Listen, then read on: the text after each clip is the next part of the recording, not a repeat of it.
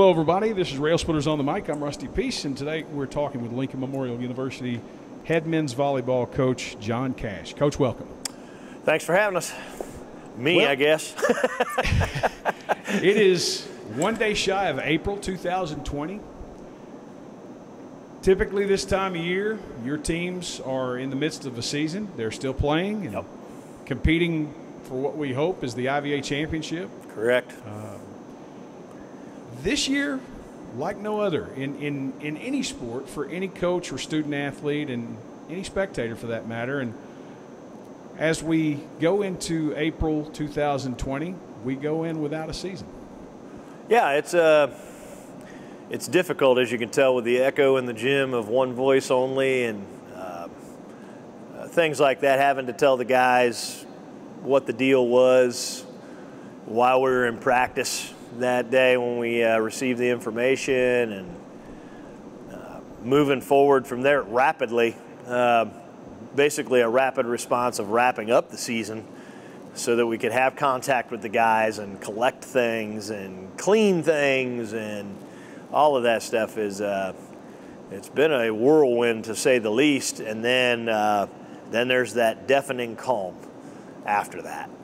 When the kids have gone home, they're still working online for classes and things like that, so they can still win in the classroom. But when it comes to winning on the court, it's all on them. It's a different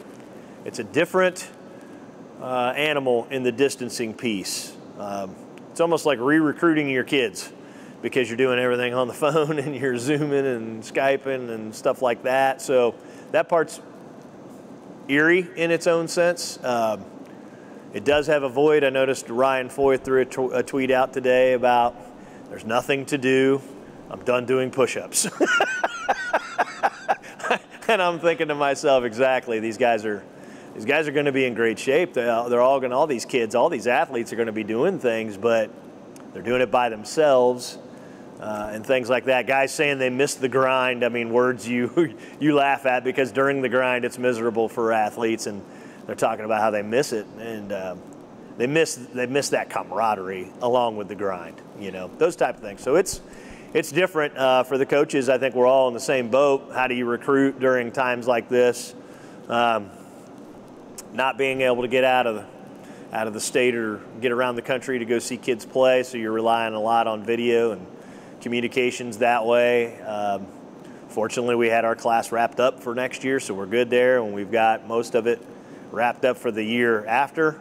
But staying in constant contact and finding how they're competing or what they're doing, or are they just safe, all those things.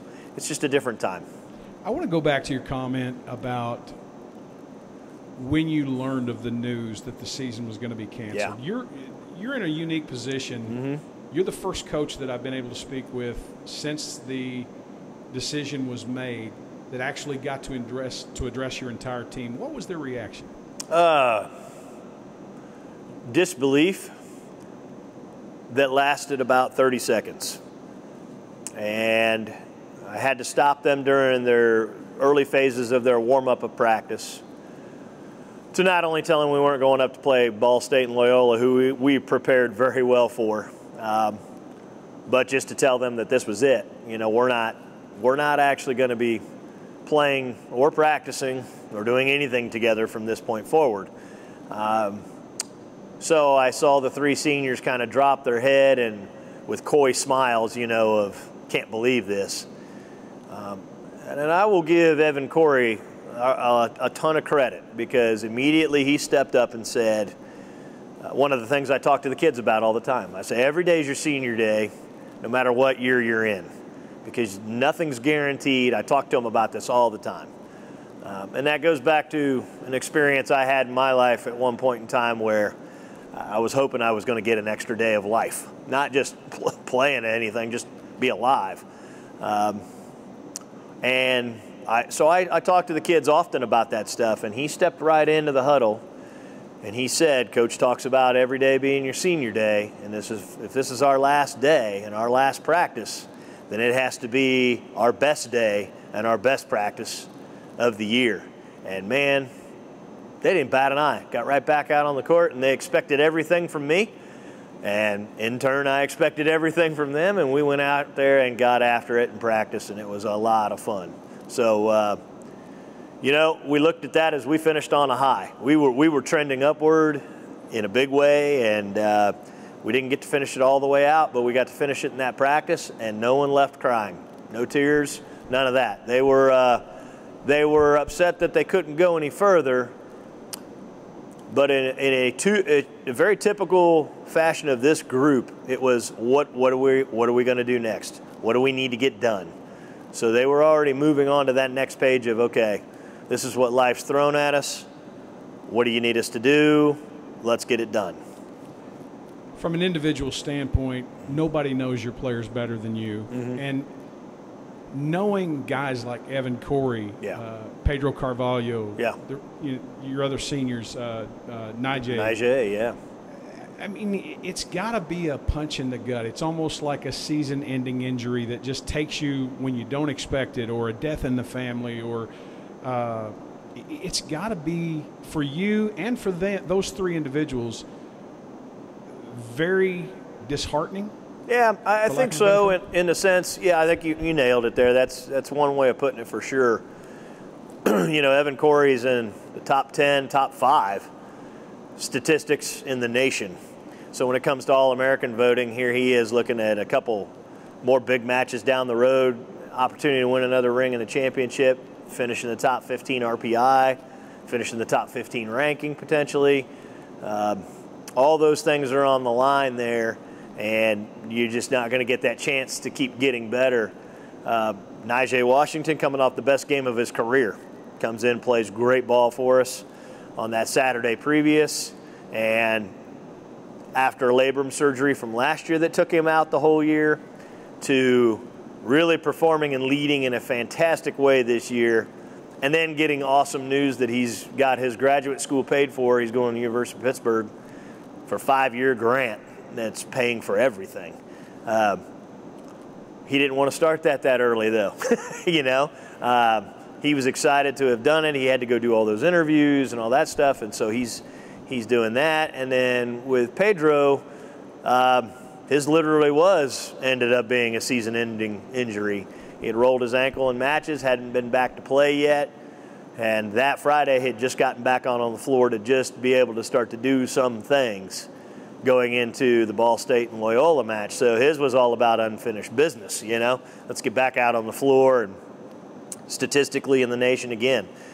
In his kill percentage, he was in the top 10. In his blocks, he was in the top 10. In aces per set, he was in the top 10. Another guy looking at All-American status potentially at the end of the year, but it's a season abbreviated and of what-ifs that way. So while we're still voting for conference and we're still doing All-American voting and things like that, there's a lot left out there of what could have been, not just for them, but for the rest of the guys on my squad and all of the teams that play all the spring sports and the winter sports that didn't get to complete their seasons. There's a lot of what-ifs that are out there, and that's hard. That's hard to live with. It's hard to daily sit back and go, I can't dwell on it. Well, you're always going to think about it. If you're a true competitor, you're always going to want to know how it went, you know? So I don't know. That part's tough to deal with. You know, that part's tough to deal with. I believe there was an ESPN 30 for 30 of a couple football teams that never got to finish it out years and years ago, and I want to say it was in Texas. I can't remember, so don't quote me on that. But when they were in their 40s, they got back together and had that reunion game to finish the game type thing. And so maybe you'll see some of that stuff down the line, but it will never be what it should have been. So talking about the rest of the team, as you put it just a minute ago, as we look at it now and as the NCAA looks at it, those individuals will have another year to continue their collegiate careers and, so to speak, get it done. Right.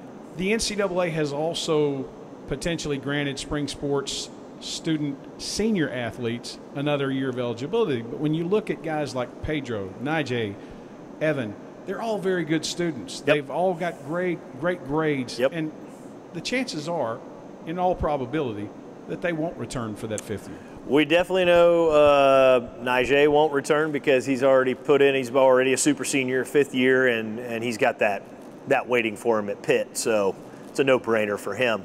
Evan's already decided to turn pro and has retained an agent. So as far as that goes, he's already committed that way. We will have Pedro back, as Pedro does have some hours to complete. So we're excited for him that way. Plus, you know, while he's been in college for 4 years, he's only played 5 total years of men's volleyball. So he's still learning the game, and he does have professional opportunities. 1 more year is not going to obviously hurt him against top-notch competition, and not only on our schedule, but even more so in practice with everybody else returning. The vast majority of the guys being back, the goals have already been laid out. What they're doing and how they want to do things for next year is bigger and better. And so, yeah, we know 2 of them are going to go directions they had planned on going anyways. And for Pedro, his direction's coming. He's just got some unfinished business to take care of. So with a guy like Pedro coming back, a guy who possesses the abilities and the skills that he does, he's going to have another year of eligibility. Yes. Does that deter someone on the team who is playing behind him or a potential recruit from maybe thinking twice about signing? I think if you're a true competitor, it's the opposite because you want to find out what you're made of, right? So our bench, we're pretty deep, and we've got guys that are different types of middles. Pedro's more of a hang and bang middle. We got Dawson, who's just lightning in a bottle. He's all over the place. He can move. We got Vu, who's just he's a man mountain. He's a big dude at 6'10" that is going to challenge you physically every chance he gets. We got Matt Gentry, who came in off the bench this year, and there's a little bit of all those guys put together. Nobody's going to back down because Pedro's coming back. They want to be on the floor. But I think that is all part of your culture and what you've developed as a program. None of these guys have looked at any of this and said, oh, he's coming back. They've looked at it as, okay, well, I'm going to make sure I'm better and ready so that I can compete against this person. And I can't tell you how many of them, when we talked about our goals and short-term and long-term goals of where we want to be and those type of things, that, you know, every one of them, every kid on the roster, I want to compete for a job on the floor. If I'm not on the floor, though, I'm going to compete so hard to make the person who's on the floor earn it that they're going to have to work their tail off every day. Well, that's awesome. I mean, that's exactly what you want to hear. And you know, this year I heard that in the beginning of the year. Then to actually see it every day, that's when I know I have the right guys. I have the right people in the right places in this program, and they're going to do special things moving forward. Shy of winning a national championship or having a predetermined final match of the season, this season came to a very abrupt end, as we've discussed already. Where do you as a coach hope that your team leaves the 2020 season behind, and in some way, despite all the limitations that they have with social distancing, the pandemic itself, where do you hope they pick up in preparation for 2021? Well, I think the most important lesson they learn is the one I had been talking about from the beginning when they were being recruited by me, that every day is your senior day. You come out here every day, bring it every day, and leave it all on the floor. Leave it all in the classroom. Leave it all with your friends. Leave it everywhere, with your family, your religion, everything. Be committed to all of it and have fun with all of it, because there's no guarantees. There's just flat no guarantees in any of it. That's the message, number one, always. Secondly, I feel like we did a lot of great things this year, and I think a lot of people saw that. We finished pretty high in attendance records, which was exciting. It was very exciting to see. So we can't complain about that. That's been something that we've really worked hard at, is selling our brand and being a part of that. You know, with having Hawaii on the schedule for a doubleheader next year, and UCLA coming to town, hopefully. Things like that, and obviously all the other ones in between, trying to reschedule some of the teams that we didn't get to play last year because of what had happened. We're hoping to get all those opportunities back. But even though they're at home, Even though they're, going, woe is me, and how many push-ups can I do in a day, Ryan Foy, they're doing things. And they're not sitting around and just, eating bonbons, watching Netflix. They're actually getting after it, and guess what? It's a little bit like it was when we were kids.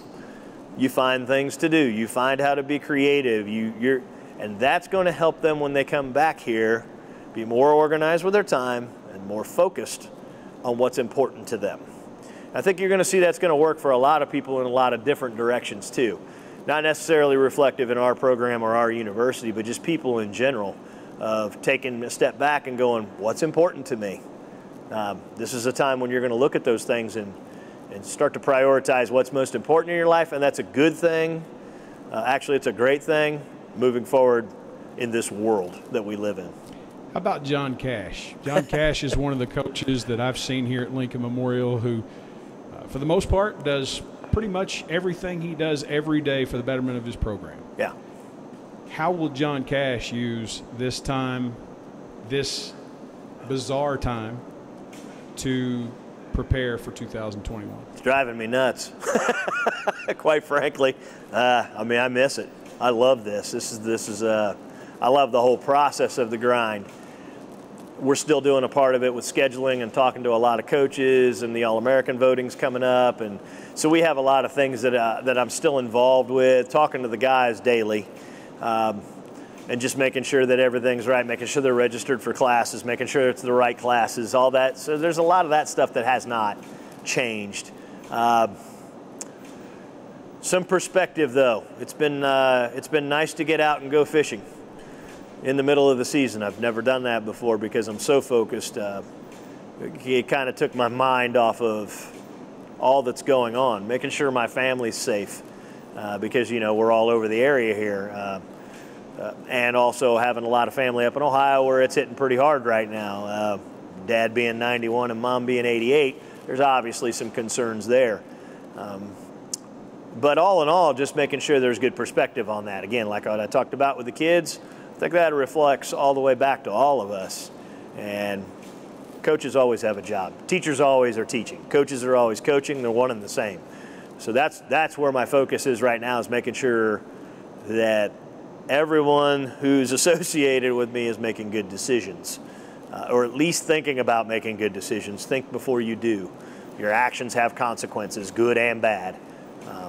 So make sure that what you're doing has a really good why to it. It's for purpose, with purpose, and it's a positive purpose. So even though I'm going a little stir crazy with just, staying busy and not having practice and stuff like that, I'm staying busy, and it's all attention forward to what we're doing for the program, watching a lot of film, where we can be getting better, maybe moving some guys around, opportunities like that.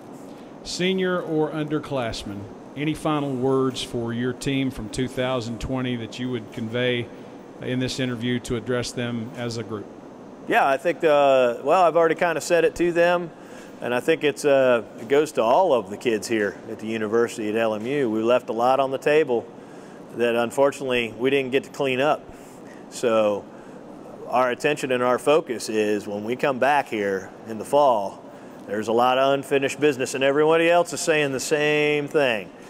It's what you're doing right now till the point when we come back in the fall that's going to make the difference between you being a conference champion and a national champion. And so what are you doing as that individual? And then what are you collaborating with your teammates and your coaching staffs to make sure that you're putting in the proper work to be ready to go? Because I'm in the predator mode all the time. It's competition. We don't want to just be IVA champions. We want to be a national championship program. And we have another opportunity next year. So let's make sure we start that opportunity right now.